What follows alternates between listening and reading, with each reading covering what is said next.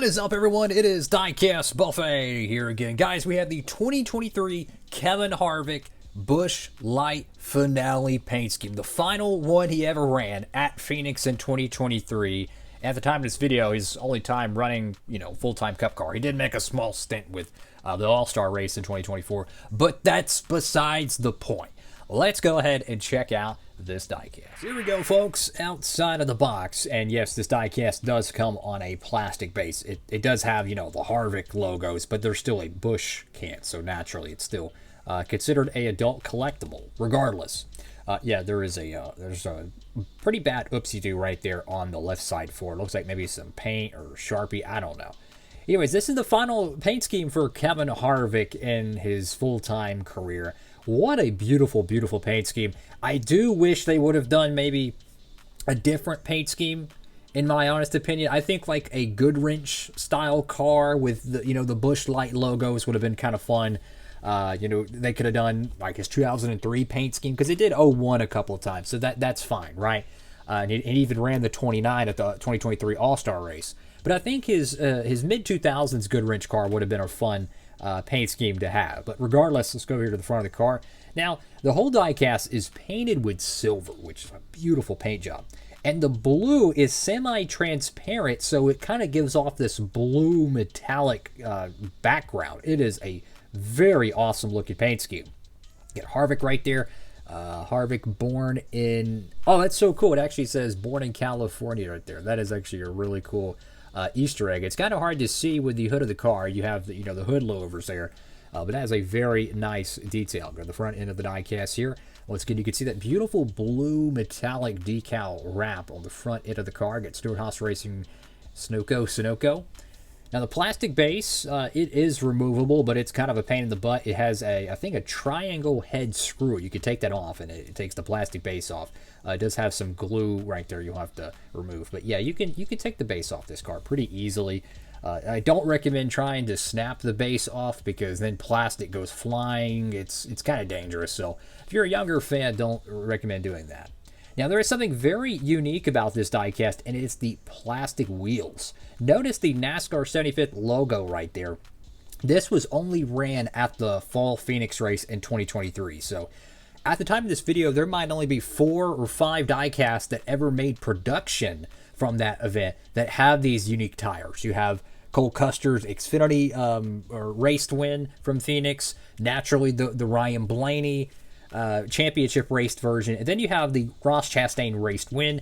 I'm not sure if the champion logo, the ones that have like the fictional logo on the roof or whatnot, have those wheel designs. I'm not sure, but regardless, for future references, that's gonna be one of the most unique wheel prints ever made. Usually when they have the Salutes cars or the Darlington cars, they might make 20 of them or something. You got Goodyear right there. I don't like the yellow outline there. It's kind of goofy. Cup Series, NASCAR 75th, again, you can see that pretty bad decal oopsie-doo. If I had to guess, this little A-pillar decal chipped, and I think they touched it up with paint, and somehow maybe the paint got on the finger, and then it kind of smeared on the car, and then they clear-coated it. If I had to guess, that looks like a realistic thing that happened. There's a little bit of a droop on the 4, unfortunately, so the decal wrap's a little bit stretched there. Again, it's going to happen. You're going to have errors. You got the Busch Light can, a Mobile 1. You got a bunch of smaller contingencies here. You got Sunny D, Pristine Auctions, and then you have Hunt Brothers Pizza right there. You got Harvick on the left side panel. You got Goodwrench, I said Goodwrench. That'd be pretty cool. Gear Wrench. Kevin Harvick right there.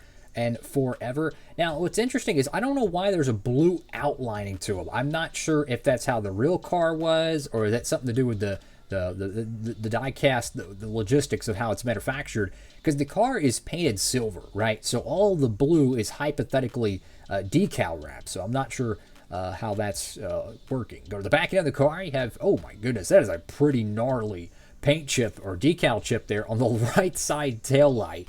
It's fixable, but man, that is a pretty gnarly decal chip, unfortunately.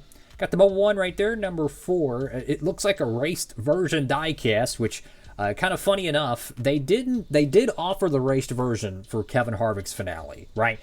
They didn't make it, right? It got canceled, so that's unfortunate. So if you want that variant, you have to kind of make it yourself. At least they made the clean version of the paint scheme, because this is probably one of the hardest cars it would be to actually make for yourself. The silver and all that jazz. So fortunately, it got factory made, and it is a beautiful, beautiful car. I think he ran this style paint scheme at the 2022 Busch Light Clash, which was the first time we've ever saw the next-gen cars on TV. And I think he ran the Busch Light car, and it always stuck out with me how beautiful that paint scheme is, the silver and the blue. Go to the top of the car, and this is a nice, subtle detail. The blue, silver, or kind of a gray, not really metallic, but just a gray, and then the white number coloring. It's on the door panel and on the roof. Very, very sharp. Got Mobile One right there. Harvick, and, well, you guessed it, Harvick. This is also kind of an Easter egg back to his 2019 Fall Dover race. Yeah, they had a Fall Dover race in 2019, I think. Anyways, Kevin Harvick ran kind of a parody paint scheme that year. They had a pretty cool marketing campaign in 2019. They had a lot of cool paint schemes. And one of them was the Harvick beer car. And the running joke is why are we giving Kyle Busch, extra publicity or something like that, having the Busch name spelled the same as Kyle Busch or Kurt Busch on the car. So they said, you know what, we're going to do Harvick. And I think it was actually a pretty genius marketing campaign. It was a good chuckle, something funny to talk about during the broadcast. And that year, they also did two other funny paint schemes. The Millennial car, he ran at the All-Star race, which is going to go down as one of the most legendary paint schemes, I think, certainly in All-Star race history. But it's such a funny, iconic car.